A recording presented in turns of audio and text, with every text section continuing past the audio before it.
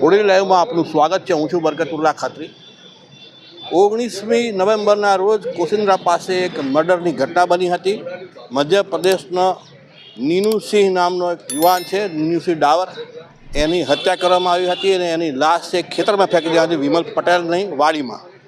આ બનાવ અંગે પોલીસે 19મી નવેમ્બરના રોજ ગુનો નોંધ્યો હતો અને તપાસ હાથ ધરી હતી। બોડેલી પોલીસે આ ગુનામાં હત્યાને અંજામ આપનાર બે વ્યક્તિઓની ધરપકડ કરી છે અને પોલીસે પણ શું કહ્યું આપણે આગળના વિડીયોમાં જોઈશું।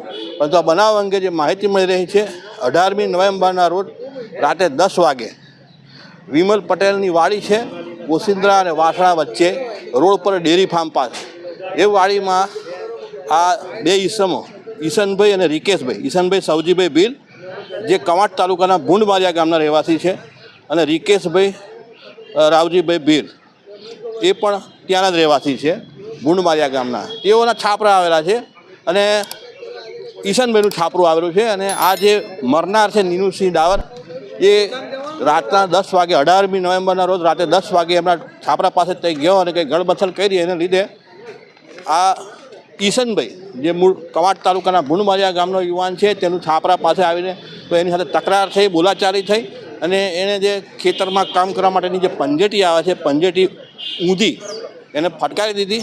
એટલે આગળનો ભાગ છે જે કુવાડીમાં મુદર આવે એ રીતનો જે ભાગ લોખંડનો આવે રીંગ જેવો, તે ભાગ એના માથામાં, કપાળના ભાગે અને માથાના ભાગે ફટકારી દેતા તેનું ત્યાં સ્થળ પર ઢીમ ડાળી દીધું। ત્યાર પછી ઈશને ફોન કરીને રિકેશનો સંપર્ક કર્યો, રિકેશ રાવજી ભીલનો। રિકેશને ત્યાં મોટરસાઇકલ લઈને બોલાવ્યો અને મોટરસાઇકલ લઈ તેઓ એ મૃતદેહને બંનેની વચ્ચે ગાડી પર મૂકી અને વિમલ પટેલનું બીજું એક ખેતર આવેલું છે કોસિન્દ્રામાં, લગભગ આ જ્યાં હત્યાને અંજામ આપવામાં આવ્યો ત્યાંથી લગભગ 1.5 કિલોમીટર દૂર તે જગ્યા પર લઈ અને એનો ખેતરમાં મૃતદેહ નાખી દેવામાં આવ્યો। આ બનાવને જાણ 19મી નવેમ્બરના રોજ પોલીસને સવારે 10 વાગે થઈ અને પોલીસ ત્યાં તપાસમાં લાગી હતી અને આ તમામ જે બાબતો ખુલી છે, પોલીસ તપાસમાં ખુલી છે। સર્વપ્રથમ જે ગુનો નોંધવામાં આવ્યો તે અજાણ્યા શખ્સો પર વિરુદ્ધમાં ગુનો નોંધવામાં આવ્યો। જે મરનાર છે નીનુસિંહ, એના ભાઈ મધ્યપ્રદેશના લીરાજપુર જિલ્લાના રહેવાસી છે, તેઓએ આ ગુનો FIR ફરિયાદ નોંધાવી હતી। ત્યાર પછી એની તપાસના આધારે પોલીસે 2 દિવસમાં ગણતરીના કલાકોમાં જ ગુનાનો ભેદ ઉકેલી કાઢ્યો છે અને મર્ડર કરનાર જે વ્યક્તિ છે ઈશનભાઈ સવજીયાભાઈ ભીલ અને એમને મદદગારી કરનાર રિકેશભાઈ રાવજીભાઈ ભીલ, આ બંનેની ધરપકડ કરી છે। કારણ કે જે મોટરસાઇકલ છે એ મોટરસાઇકલ અને જે પંજેટી વડે હત્યાને અંજામ આપવામાં આવ્યો હતો, મર્ડર વેપન, એ પણ પોલીસે બરામદ કર્યું છે અને પોલીસે કોર્ટમાં બંને આરોપીઓને ગઈકાલે રાતે પ્રેઝન્ટેશન કર્યું છે અને કોર્ટે 1 દિવસના રિમાન્ડ પણ આપ્યા છે। આજે રાત સુધી રિમાન્ડ પણ પૂરા થશે। પોલીસ સઘળી કાર્યવાહી કરી છે અને મર્ડરની હત્યાને જઘન્ય અપરાધને અંજામ આપનાર બે વ્યક્તિઓ અત્યારે પોલીસ લોકઅપની અંદર ફિટ છે। રિમાન્ડ પૂરા થશે એટલે જ્યુડિશિયલ કસ્ટડી હવાલે કરવામાં આવશે। Thank you. ગત તારીખ 19/11/2024ના રોજ અત્રેના પોસ્ટે વિસ્તાર હેઠળ આવેલ કોસિન્દ્રા ગામે વિમલભાઈ ભરતભાઈ પટેલ કે જે દાણથી જે ખેતર છે એ વાવે છે, એમના ખેતરે એક અજાણ્યા ઈસમની લાશ મળેલી।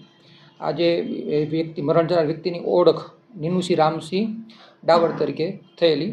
આ ઈસમને કપાળના અને માથાના ભાગે જે છે જીવલેણ ઈજાઓ પહોંચાડેલી હોય પ્રાથમિક રીતે લાગેલું હતું અને એમના ભાઈ બચુસિંહ ડાવરનાઓની BNS કલમ 103(1) જે જૂની ઇન્ડિયન પિનલ કોડની કલમ 302 મુજબનો ગુનો અજાણ્યા ઈસમ વિરુદ્ધ દાખલ કરવામાં આવેલો હતો। આ ગુનો ડિટેક્ટ કરવા માટે રેન્જ IGP શ્રી વડોદરા સાહેબ તરફથી, આપણા છોટાઉદેપુર SP સાહેબ તરફથી અને જે DYSP સાહેબ તરફથી સૂચનાઓ આપવામાં આવેલી હતી અને તેમના સૂચના માર્ગદર્શન મુજબ અલગ અલગ ટીમો બનાવી આ ગુનો ડિટેક્ટ કરવા માટે પ્રયત્નો કરવામાં આવેલા હતા અને એમાં જાણવા મળેલું હતું કે આ વ્યક્તિ છે એ પોતે એકલવાયુ રખડતું જીવન છેલ્લા 7 વર્ષથી ગુજારતા હતા। એ દિશામાં તપાસ કરતા અલગ અલગ વ્યક્તિઓને તપાસતા આ કામે જે આરોપી છે ઈશનભાઈ સવદિયાભાઈ ભીલ અને જે રિકેશભાઈ રાવજીભાઈ ભીલ, આ પણ છે આ વિમલભાઈ પટેલની અન્ય બીજી વાડી છે, અન્ય ખેતર છે એ વાવે છે। એમની ઊંડાણપૂર્વકની પૂછપરછ કરતાં આ ગુનો છે એ ઈશનભાઈ કરેલ હોવાની પોતે કબૂલાત આપે છે અને એ બાબતે રિકેશભાઈની પૂછપરછ કરવામાં આવી।